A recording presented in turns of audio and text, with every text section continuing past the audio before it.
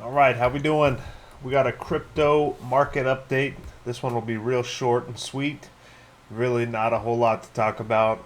No real news. No real price action. I mean, we have seen a little bit of a sell-off here, but we've just been very, very boring. Boring is how I would define this market, which is fine. No big deal. So let's go take a look real quick at some news. There was a little bit of news in the crypto world. It's looking like the ETF, the Bitcoin ETF, will be pushed back maybe to next year. The regulators are really dragging their feet on this, and they're going to drag it as long as they want. They're the ones that give it a yay or a nay. So seems like that's not at the top of their list. They keep kind of pushing things back.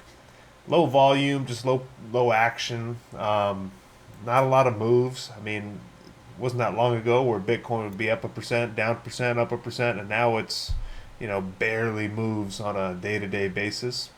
Um, we did have the largest liquidation since the FTX crash, and that was this big red candle here. Try and zoom in here. So what happens in the crypto world? I mean, any world, but especially the crypto world, because so many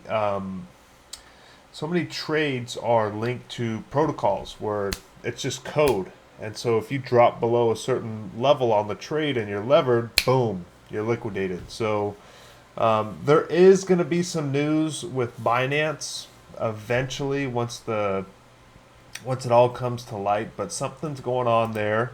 Their token is under some pressure, and they may be struggling and liquidating, right? So what we're seeing is we're seeing some of the leverage get washed out, which in my opinion is a good thing for the whole system.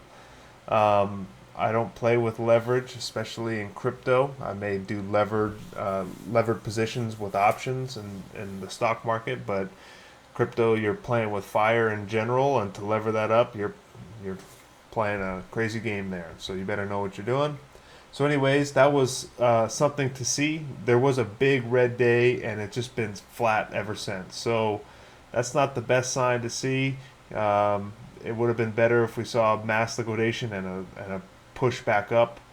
But we're just seeing sideways, which makes me think we're going to see another breakdown and maybe down to 21 and settle out there and then maybe break down, or who knows. So, um, other than that, there wasn't a whole lot of news. PayPal launched a stablecoin on the Ethereum network. That's pretty interesting. We'll have to see how that how that progresses.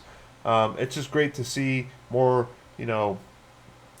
traditional finance companies adopt crypto and say, hey, we understand this technology, we can use this technology, and we can benefit everyone's ecosystem. And it's good for crypto, it's good for PayPal, it's good for people of the world. So we'll have to see how that goes. Some people may like it, some people may hate it. Let's see. I have no opinion on it. I haven't used it, but I do think it's interesting to see. Um, so I'm not going to go too deep into this bear case, bull case. What I do want to talk about is I want to talk about the 4 year cycle and the bull case, because there's really not a whole lot to talk about. I have not been doing anything in crypto these last handful of weeks, maybe month or so.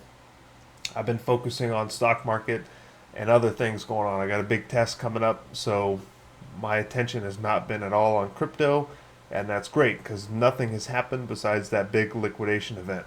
Um, so the 4 year cycle, we've talked about it, and in my action items, that's number one here is getting ready for the next bull run. And I don't think there's a huge rush to go out today and let's go buy a bunch of Bitcoin and be ready and wait. I think you'll have some more time to be accumulating the big two, Bitcoin and Ethereum.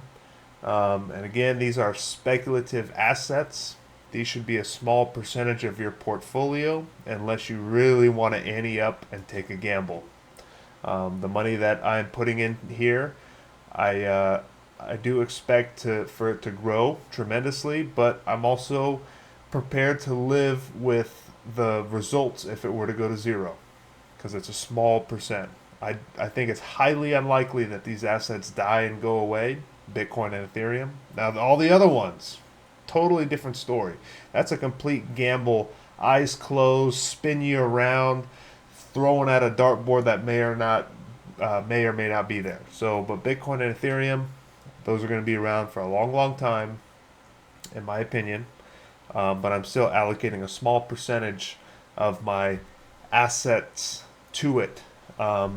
But I do think it's important to have that small allocation because I think it'll eventually grow to be a bigger portion of my portfolio and increase my wealth. So I'm getting ready for the next bull run, 4-year cycles. Let's talk about that. I thought this is a great chart that shows the previous 4-year cycles. We have a run up, then we have a bear cycle, then we have the accumulation phase, which is, in my opinion, what we are currently in for Bitcoin and Ethereum right now.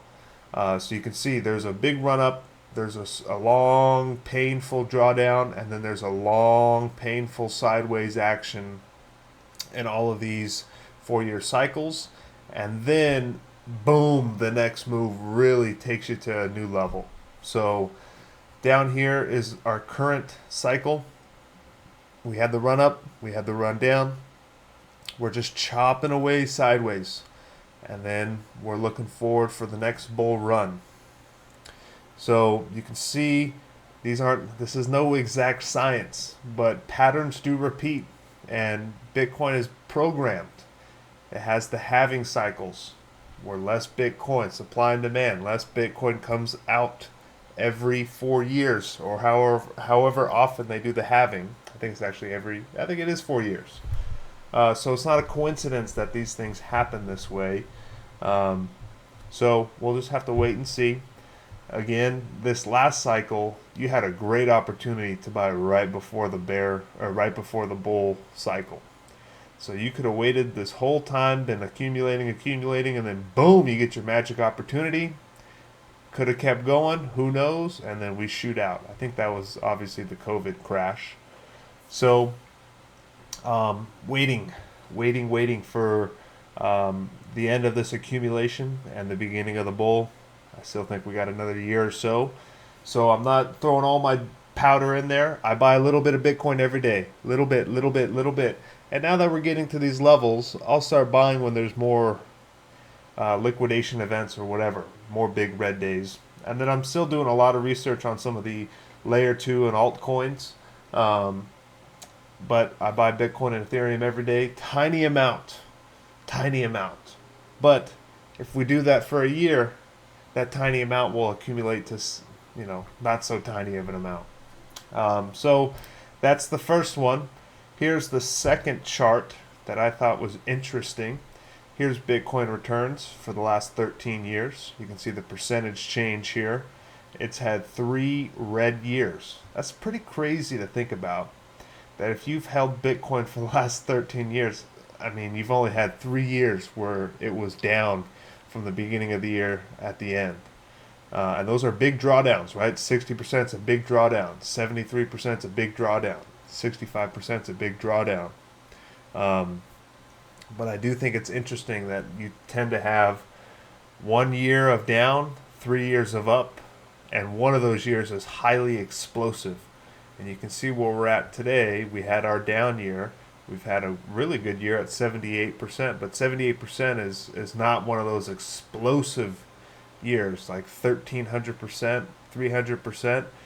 So in our next bull cycle, we may see 250%, 200%. It's hard to have these high law of large numbers, right? For Bitcoin to go up 5,000%, it would have to take over like Apple.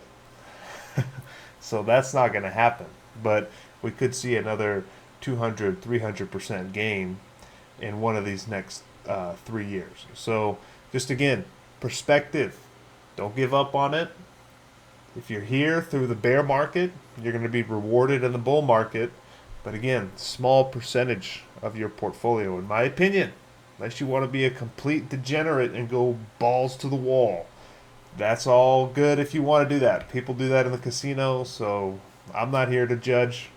That's your choice. Um, so other than that, really nothing else to talk about. I wish there was more to talk about. We'll have to see what's going on with Binance, but it's going to take a while for that to play out. Crypto is similar to the real estate and banks. The longer interest rates and the Fed is restrictive. Don't fight the Fed. Liquidity, that's part of the bear case. The longer we're there, the less likely we're going to just rip to the upside. So that's all I got for you guys. I wish I had more. Stay patient, stay in the game, and I'm out of here. Peace out.